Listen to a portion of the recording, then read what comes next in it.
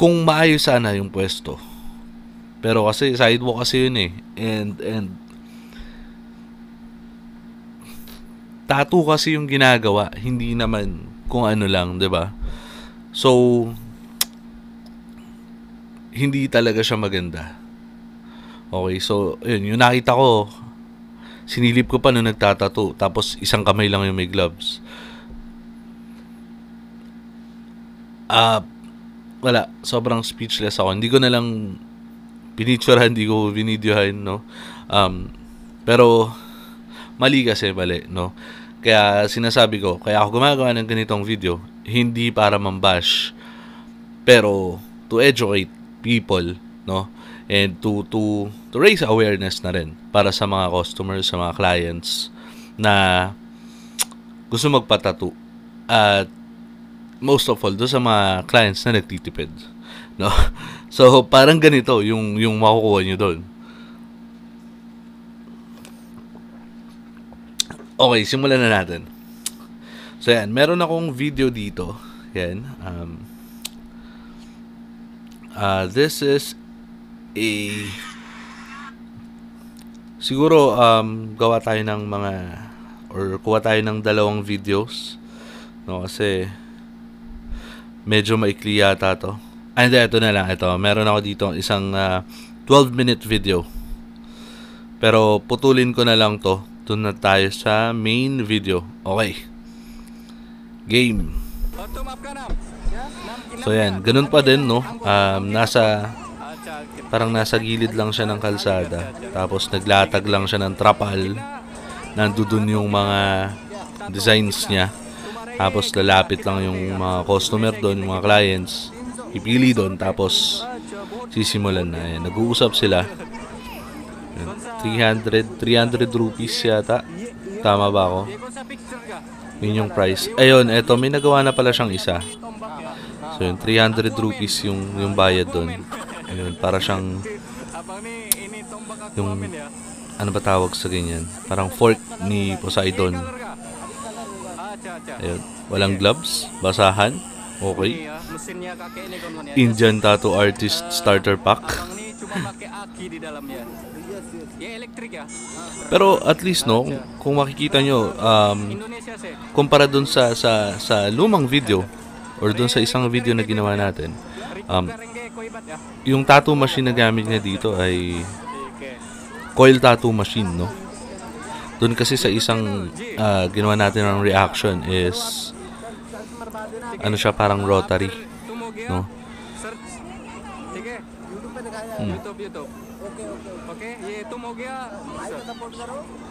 Ito, not sure if hindi pa ba siya tapos dito or meron siyang ipapadagdag.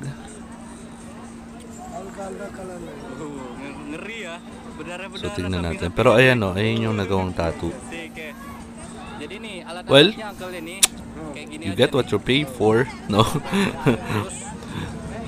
Kasi parang hindi ka naman siguro mag-expect ng sobrang ganda sa ganyang parang ganyang setup.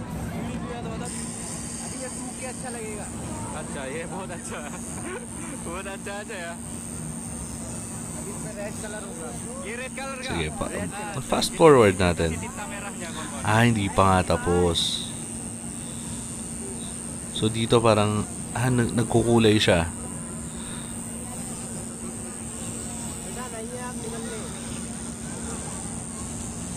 At least eto, although yung karayom na ginagamit is parang gawa lang din, pero yung tattoo machine mukhang gawa lang din siya. Ang galing coil tattoo machine siya, pero parang gawa lang din siya. Parang DIY lang yung coil machine niya.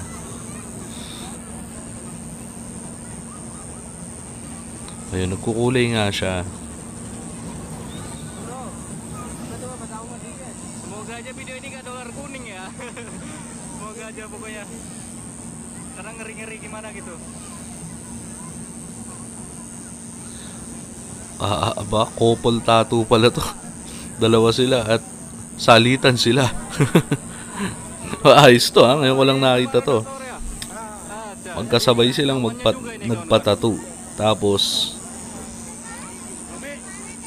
isang tattoo machine, isang needle, salitan sila. Jadi abang ini dia tadi Grabe. tato. Grabe na Tapi to. dia warna merahnya aja kurang terang ya.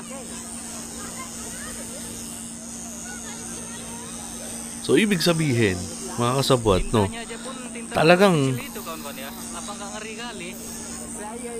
kung anong sakit na itong isa, yun na rin talaga yung sakit ng isa. Ye red color kah? Salitan lang sila. Sorry uncle. Kita lihat aja nih. Grabe. Sa inyo mga kasabwat, kung kahit mag-jowa kayo, mag-asawa kayo, kung magpapakopol tattoo kayo, huwag kayong papayag na isang needle lang, isang tattoo, as in isa lang yung gagamitin sa inyong dalawa. At nagsasalitan pa sila. Napakatindi.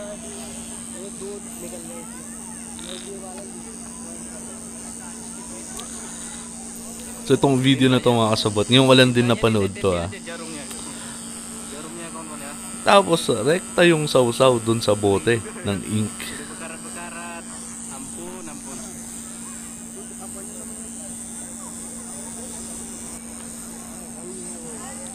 Grabe na yung cross-contamination nito.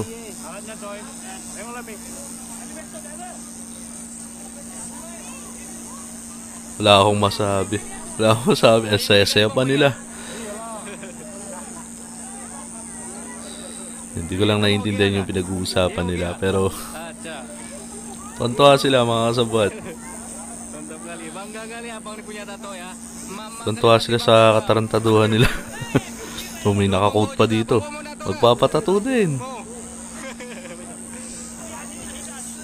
Diba? Yan na nga yung sinasabi ko eh. Kapag hindi educated or hindi walang kaalam-alam yung mga tao, yung mga clients, mapupunta rin talaga sila sa mga tattoo artist na wala rin kaalam-alam. Diba? Deko uncle sih mesin. Mesin deko. Oh, kayak gini. Checker uncle. Yan yung tattoo machine nyo. Mantap kali ya. Well, ang galing din nun. Nakagawa siya ng DIY na coil tattoo machine. Kasi hindi simple yung coil tattoo machine mga kasabwat, no? Unlike sa rotary. Rotary kahit papano kasi madali lang magets yung paggawa nun eh. 300 satu. Unlike sa coil. Iya. You know? Bye. Eh, tuntua mga ulol. Nah, jadi ya udah jadi ya. Tiket.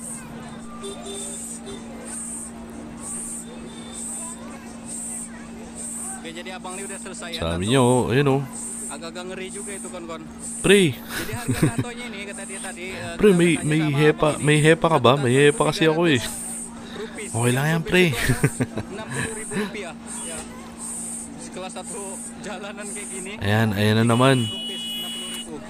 Meron na naman silang ilalagay yata na aftercare. Wala. Kasi yung dun sa huling video na ginawa natin ng reaction, meron siyang parang powder na pinahid eh. Sabi sa comment section, ano daw yun?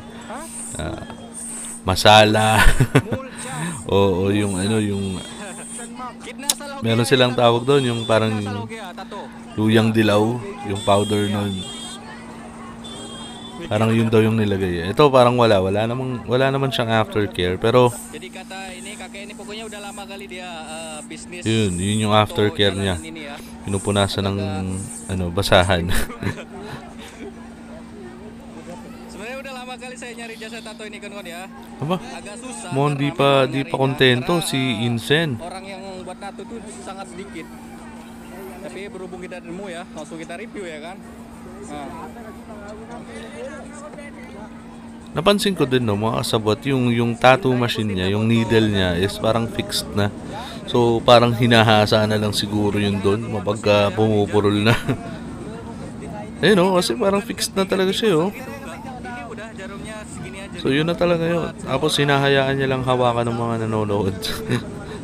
Tintanya nih. You know? Sobrang kapal nun. Parang ano yan ah. Tinta merahnya.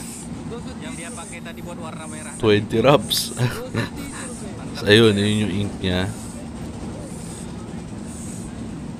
You know, naka-skin candy pa. Shoutout sa skin candy. Skin candy pa yung gamit ni Incen. At least, di ba?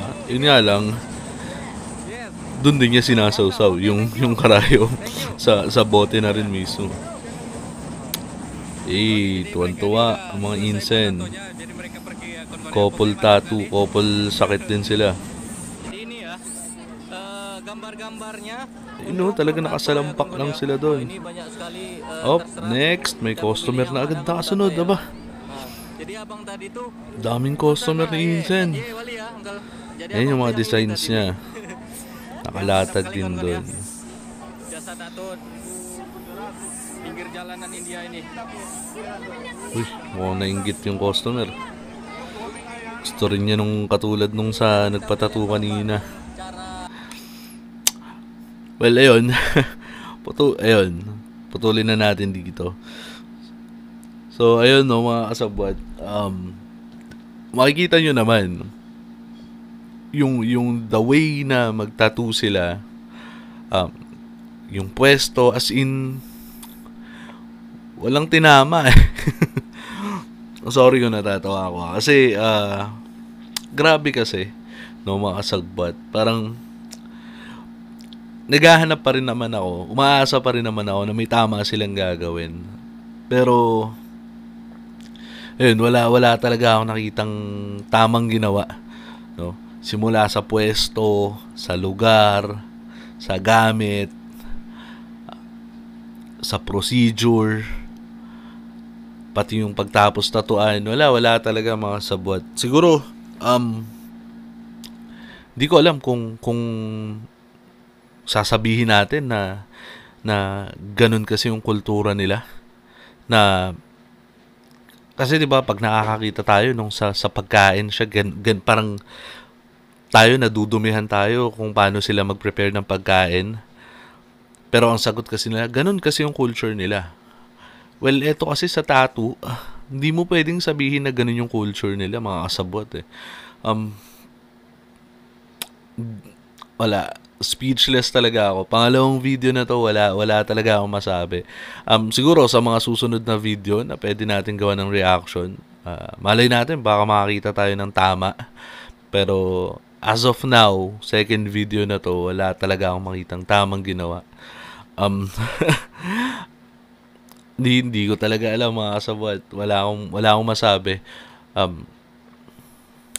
Hindi ko alam kung paano nila naaatim yung ganong sitwasyon, 'di ba? Alam mo 'yun, kung sa pagkain, kung madumi yung procedure, yung paggawa ng pagkain, pwede mo pang sabihin na baka wala silang choice eh. Pero ito kasi tattoo, hindi naman to necessity eh. 'Di ba? Hindi mo rin naman sasabihin na katulad nung kay Wang Od na parang mula pa nung araw kasi ganito na eh. Parang, 'di ba? Culture talaga. Pero ito kasi hindi ko alam kung bakit ganun talaga, baka ganun talaga sila or nasanay na sila or baka nagkakasakit sila kapag masyadong malinis. Di natin alam, no? Pero siguro kung ganun lang din, di na lang ako magpapatattoo. Ewan ko. Di ko alam kung ba't ganun sila. Wala talaga akong masabi. Ayun. Yun lang. Pero, again, mga kasabot, no, kung nagugustuhan nyo yung mga ganitong reaction videos, comment kayo sa baba. Like nyo na rin tong video na to para kung maganda yung maging feedback dito sa video na to, gawa tayo ng mga reaction videos kung ganyan yung mga trip nyo. Okay, yun lang naman. Again, kung bago ka sa channel na to or kung hindi ka pa nakasubscribe, subscribe ka na, click mo na rin yung bell icon para notify ka tuwing may bago tayong video. Dahil every Saturday, nag-upload tayo ng bagong video at 7 PM. Okay, huwag nyo rin kalimutan yung podcast natin sa Spotify, The Needle House Tattoo Podcast. Okay, yun lang. Peace out.